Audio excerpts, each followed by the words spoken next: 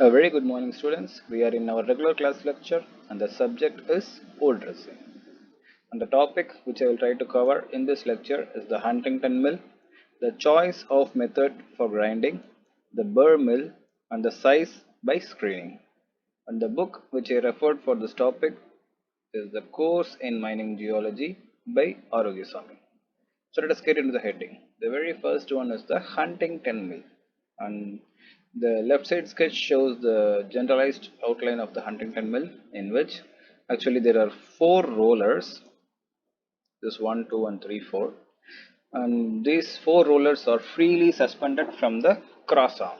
So this is the cross arm through from which the rollers were suspended, and this cross arm has been attached to a vertical shaft which is in the center. So this is the very central vertical shaft which has been marked as number 3, and just above the base plate is fixed a die ring.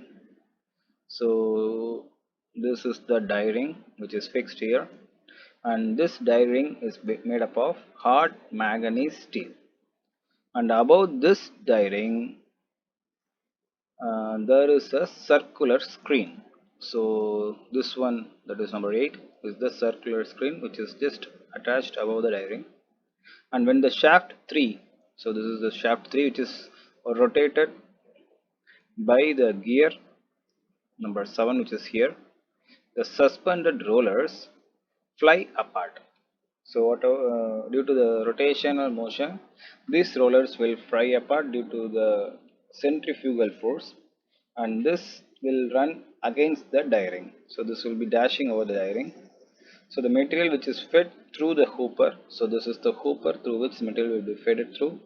So the material will be fed through this hooper, will touch this portion from the top, and that will be grounded by the action of this rollers. So this is how it is working. Let me explain you once again. So this is the hooper in which through which the material will be loaded, right? And this four rollers will be rotating due to the action of this central shaft. And as it is moving away from the center, that is due to centrifugal force, this will be dashing over the materials whatever we feed through, and that material will be crushed by this roller action. So this is how the Huntington Mill is working. The next one is the choice of method for grinding. Actually, grinding can be done by two ways, that is wet grinding and dry grinding. And the choice to choose whether you are going to do the wet grinding or dry grinding is dependent on the first thing is the physical characters of the feed and the use for which the product is required. So this is the very first characteristic thing that we will choose whether to do wet grinding or dry grinding. That is the physical character of the feed, whether the feed will be dissolved with the water or not, like that, such thing, and the use for which the product is required. The second thing is that on the behavior of the feed and its influence on the mill, whether it is abrasive, corrosive, or sticky. Say for example, if you are using some material which is abrasive in nature, and if you are going for dry grinding, what happens? The abrasive will abrase out the machine. That is, that will just scratch out the crusher itself, right? And that is why we have to go for wet grinding. Likewise, we have to decide according to the behavior of the feed. Okay. The third one is the particle size and distribution desired. So if the particle size are of in the same size or in a range, and the distribution range, these two things will also control whether we are going for the wet grinding or dry grinding. The next one is the cost economics, that is the capital expenditure on labor, maintenance, etc. So according to the cost also, we have to decide whether to go for wet grinding or dry grinding. Not only that, along with the climate, that is if you are working in a dry region, then dry grinding will be quite good, because wet grinding is quite difficult for it to work, right? The next one is the availability of water. Actually, to do wet grinding, there is very much high amount of water is required. So according to the availability of water, we have to go for wet grinding or dry grinding, whatever it is dependent on the safety factor, that is the like dust, noise, vibration speed, etc. Also have been kept in mind before choosing the choice of the method of grinding. Say for example, if you are using fine materials, then we have to go for wet grinding because the fine material will become dust and that will be floating on the air. Likewise, there will be noise when you are going for dry grinding. Like that, we have to choose whether we are going for wet grinding or dry grinding according to the safety factors also.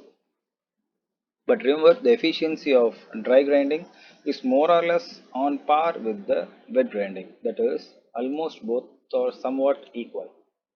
But certain materials are required to be ground dry according to the market requirement. That is, say for example, if you are going for coal, if you are going for pulverizing for the fuel, then like in boiler plants, then you have to go for the wet grinding because wet grinding will give you pulverized fuel, right?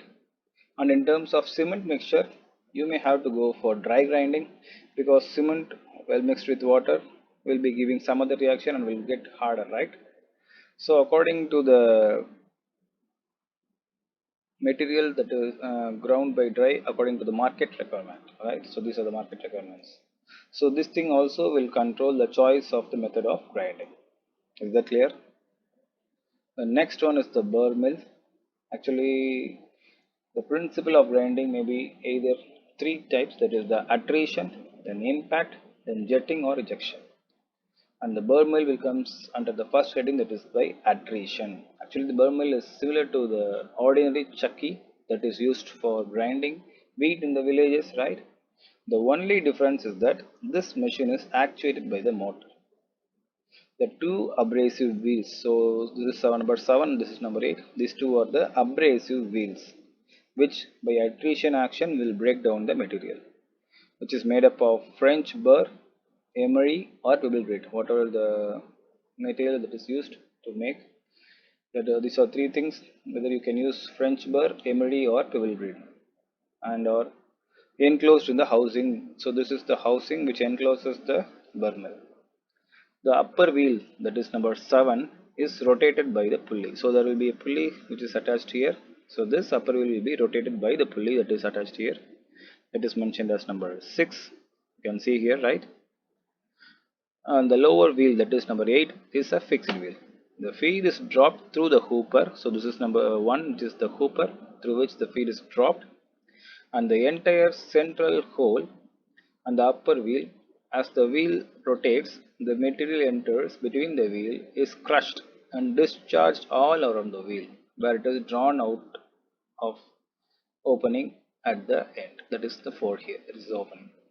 So what actually happening is the feed is dropped through this one. This is the feeder, right? And with this enters to this hole here, which is in the wheel number 7, and this material will be crushed by the abrasion action. That is, the wheel number 7 will be rotating, right? So whatever material that is fed here will be crushed and thrown out in all the direction, and whatever the material that is thrown away from this direction will be collected and will be discharged from this point, that is number 4. So this is how the Burr mill is actually working. Is that clear? So let's get to the next thing, that is the sizing by screening. Actually, sizing by screening is the grade is a size group which passes through a particular aperture or limiting screen and is retained by another aperture or retaining screen. So the grade simply means sediment material size which is passed through one sieve set and holded at the other end. So this is the grade actually mean. The short range product comprises particles in which the size are very near to each other without much difference. So you can go for short range product or long range product. If you are going for long range product, the product size will be ranging say from say 3 centimeter to 15 centimeter, like that. If you are going for short range product, the size may be somewhere near 3 to 4 or 4 to 5, like that. The range between the upper and lower end will be smaller for short range, and the range between the upper and lower end for is longer for the long range. Okay. The purpose of screening are mentioned here. First one is to remove the coarser fraction. The next one is that to remove the finer material from the grinding circuit. So this is the first two important purpose of screening. The third one is to obtain the commercially marketable size of the material. Say for example, if you are going for construction work, you are looking for sand or rock chips, and there will be some required size, right? So you have to go for that size. So above that size is also not desirable, below that size is also not desirable. So to obtain a commercially marketable size, we have to go for the screening. That is sizing by screening. The fourth one is that to obtain the suitable size for further beneficiation. So if you are in a ore dressing process, that is you are in ore beneficiation process, then it may be required for some fixed size for the beneficiation work. So to separate out the fixed size, you have to go for the screening work. Say for example, jigging is one of that, right? The fifth one is that to separate different minerals which occurs together, but each mineral being characterized by a particular grain size. In beach places, ilmenite, monazite, garnet, etc. can be separated as well as quartz, and these can sometimes be separated by the sizing. So they are given here some example for the fifth point, that is to separate different minerals which occurs together. Actually what happens in placer deposits, the minerals has been separated due to according to its specific gravity, right? So if you are looking for heavy minerals, the heavy minerals will be having high specific gravity, but the size may be quite smaller when compared to the same specific gravity of light minerals. They are given here a good example, that is ilmenite, monazite, garnet. All these things will occur together with quartz, but the quartz will be having a higher size, and the garnet, monazite, and ilmenite will be having smaller size. So to separate these two things, we will be going for screening. So this is what they had mentioned in this point. And the next thing is that requirement and condition for proper screening. So to go for proper screening, we have to look for some minimum requirements, right? The first one is that all particles should be brought to the screen opening, oriented in such a manner and move at such a rate that the undersized particle will pass through freely unhammered without rebounding from the edge of the screen opening. So what the very first requirement is that all particles should be brought to the screen opening. Whether the particle is bigger or smaller, whatever it is, it has to reach the screen openings, and there should be not any rebounding from the border edge. So that is the very first one. The second one is that ideally every undersized particle should be at standstill and the central placed in respect to the aperture. So what they are saying, the second point is that the undersized particle should be like in the center point of the screen opening. If it is in the margin, what happens? It will hit the margin and will rebound, right? So the ideal condition is that the undersized particle should reach the center of the opening. The third one is that the larger tonnage can be obtained if the parcel of the material moves over the screen. So they are just giving some example that if the material is moving on a, say for example, sieve seeker, if it is moving, what happens, then the sieving will be good, then you will be getting a larger tonnage. That is what you mentioned, the third point. The fourth point is that even though screen made up of extremely fine wire or metal, they are ideal for efficiency. In practice, what happens, this cannot be employed as they are mechanically too weak. So what happens many times, what we are using, the material which is in the screen may sometime be get disturbed. So that is to be kept in mind before working. During the course of screening, what happens, there are some drawbacks that they are mentioned here. That is far from the ideal situation. That is, first one is the crowding of particles that takes place. So the particles may crowded together, and what happens, the finer will join together and that will not pass the screen.